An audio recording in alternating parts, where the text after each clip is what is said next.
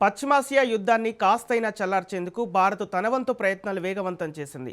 ఫిబ్రవరి 28న ప్రారంభమైన యుద్ధం ఇప్పటికీ కొనసాగుతుండటంతో ప్రధాని మోదీయే నేరుగా ఇరాన్ అధ్యక్షుడితో చర్చలు జరిపారు.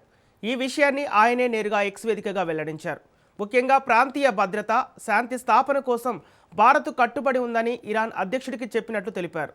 అంతేకాకుండా ఉద్రిక్తతలు తగ్గించి చర్చలు, దౌత్యం ద్వారా సమస్యలు పరిష్కరించుకోవాలని కోరినట్లు వివరించారు.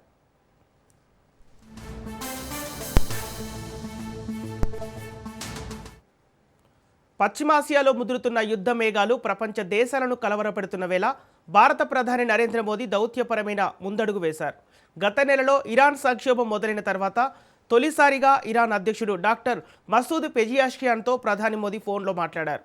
ఈ భీకర యుద్ధం వల్ల సాధారణ పౌరులు ప్రాణాలు కోల్పోవటం, మౌలిక సదుపాయాలు ధ్వంసం కావడంపై ఆయన తీవ్ర ఆందోళన వ్యక్తం చేశారు.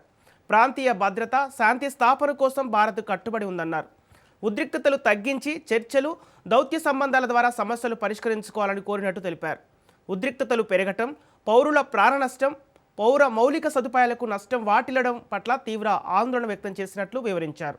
అలాగే వస్తువులు, ఇంధనాన్ని అడ్డంకులు లేకుండా రవాణా చేయాల్సిన అవసరంతో పాటు భారతీయ పౌరుల భద్రత భారతదేశ ప్రధాన ప్రాధాన్యతలుగా ఉన్నాయని చెప్పారు.